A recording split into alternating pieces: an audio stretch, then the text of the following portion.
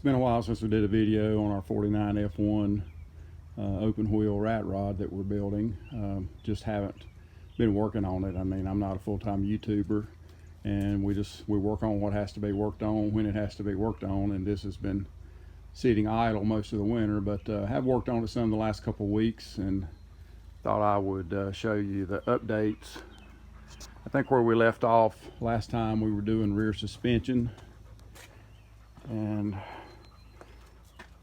we've got a little more of the welding done on that. Got the correct springs in it now, and it's going to work nice.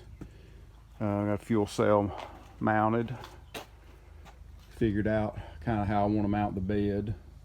Got some brackets roughed in, and if you look close, we've done cutouts in the bed sides to clear the brake parts.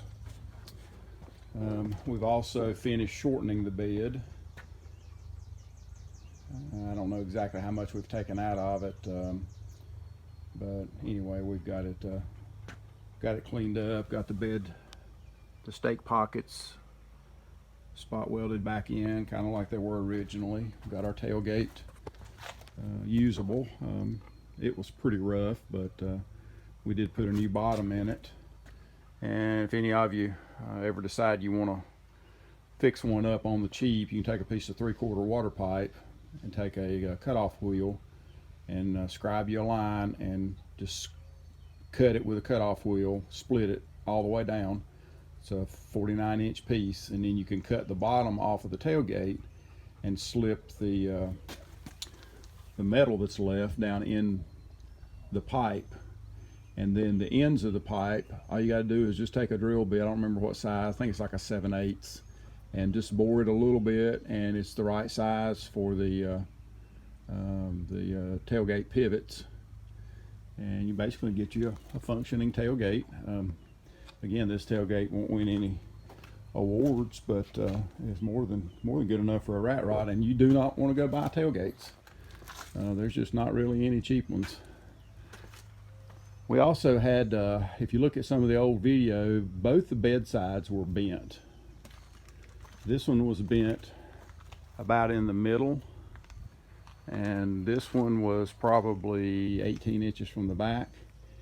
And we took some more 3/4 water pipe. It's the perfect size to slide up inside of the top roll, and I just sanded the end of it as round as I could get it and drove it up into the rolled part of the bed. And as we got to the part that was dented and kinked, we just kind of hammered it as we went, and man, that came out great.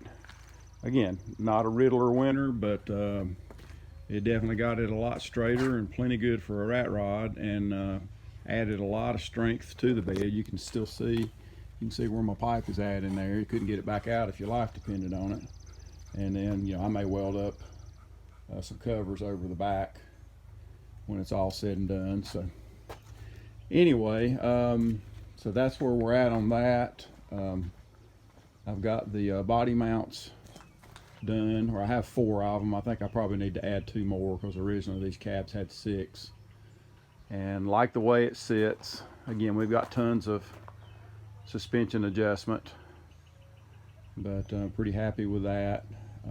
Got to build the skirts for the bed, of course, and clean up the bed sides. Thinking seriously about cutting the door right below the bottom hinge and making a rocker panel,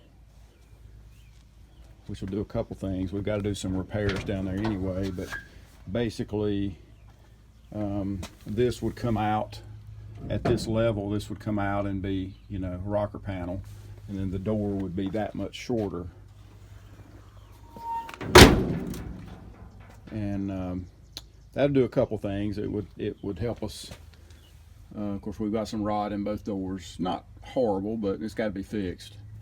And that would let us fix that. And then we can, when we come down with our exhaust, I'm most likely going to run side exhaust, because again, this is going to be kind of dirt track modified inspired, and that would let us have a place to run exhaust, and maybe even have a Nerf bar of some sort, and the door would still open. So kind of thinking about that. Still got to cut off the front frame horns. I just don't know yet exactly where that's going to be. And we've got to, you know, of course we'll have to build a grill and all that, but pretty happy with the stance. Get it back away from them. Can't do this in the shop, so I thought I would do this update while I had it outside. The next step is to start setting up engine and transmission. So that's probably what we're going to do next, and get the mounts and everything for that and get it in place. Let's see if I can. It looks like, just from the measurements I've taken, that the engine's going to be set back a good bit. I'm probably going to have the front of the oil pan probably just right over the rack.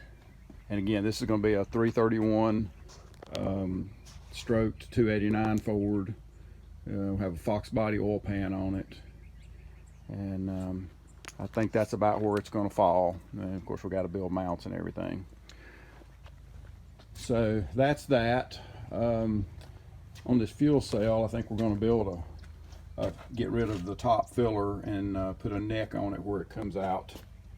I can't really see, yeah, right here on top of this piece of tubing on the frame, to where if I have a bed cover, or depending on how we do the bed floor, all I got to do is open the tailgate to fill it. So that's kind of what I'm thinking on that. Also picked up another cab about a week ago, and this is actually a 51 cab, not that that matters. And actually got it, cut it up, believe it or not. Probably going to do a top chop on ours, and if you've ever done a top chop, you know it's a lot easier to do if you've got two tops and two sets of doors. Depending on the style of chop that you do, you can cut pieces out of the donor and make your life a lot easier. And I also got to looking at these things, and there's a lot of metal you could cut out. For instance, and of course this is not the cab we're going to fix, but I know there's some rust at the same spot in that cab. But down here at the bottom, you could come up here on this part and cut some pieces out that would, you know, you just turn them, and it would make it a lot easier to fix places like that. I also need some extra door pieces. If I'm going to build those rocker panels, I need another set of door bottoms. These are actually a little more solid than the ones I've got. So that's going to come in handy. Not to mention extra window crankers and door latches and things like that. I've already cut the dash out of it. We're actually thinking about putting the dash in the old odd rod, because it's a 50 cab, and before I got it, somebody had cut the dash out of it, and they left about 1.5 inches of the old dash and then just built a sheet metal dash for it. And I never have really liked it. It just doesn't look era correct. So I think we can actually maybe do that this winter and put that 51 dash skin in it and get it looking a little more like an original truck. So I wanted that piece. This truck also had factory electric wipers, which is some good pieces. It had a set of defroster ducts, which I didn't have. All that stuff gets expensive. You start going to eBay to buy it, and you'll nickel and dime yourself to death. So I just bought the whole cab, and I've already sold a few things off of it, and I'm going to use it to cut up pieces. There's actually some, you know, decent toe board and floor pieces if I decided I needed them. But anyway, we'll use this as a donor for sheet metal repair and top chop and everything.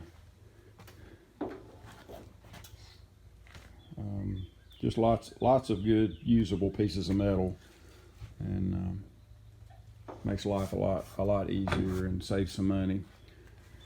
So anyway, we've almost ready to start assembling the motor for it. Not a whole lot to see here, but I've got our block back from the machine shop, and had freeze plugs in it the other day, and had it machined for a one-piece rear main seal. and I just got to do a little more cleaning on it, knock cam bearings in. I've already mocked up crank and rods, checking bearing clearances, and got all of that stuff ready to go. Again, we got a 3 1/4 stroke crank, some 5/4 rods. We got a set of scat rods. We got some Molly pistons. I got a bullet hydraulic roller cam for it. Had it custom ground. Had it ground for low end torque. Don't really care what this thing does above 6,000. This truck's going to be fun. You know, playing down low, making torque. Don't need to turn this to the moon like we do this. So anyway, requested low end torque, good idle, enough vacuum to run power brakes, and this thing ought to be a blast with a 5-speed. And we've got a 422 Detroit locker for it to start with. So anyway, got quick time bell housing over here. I picked it up the other day. That's my adapter for the T5. And the reason I'm doing this with this bell housing and that T5 adapter, I want to be able to run a T5, or if I really want to start beating on this thing, I've got some top loader 4-speeds here, which will hold up a little better than a T5, obviously. And this way, this is actually a top loader bell housing, and I can run the adapter, run a 4-inch rear yoke on the 9-inch center chunk with the T5. If I want to put the top loader in, you take the adapter off, bolt the top loader in, change the rear yoke to a 5-inch. It makes up the difference in your transmission, and your drive shaft stays the same. So that's the plan. That'll give me some flexibility, because I'm not sure, you know, I don't know how long the T5 will hold up. Never had really any trouble with them, but you never know when you snatch a gear wrong and do something stupid. So anyway, that's an update on that. Like I say, real pleased with the way it's coming out so far, and I'll try to keep videoing as we do some make some progress on it. So thanks for watching.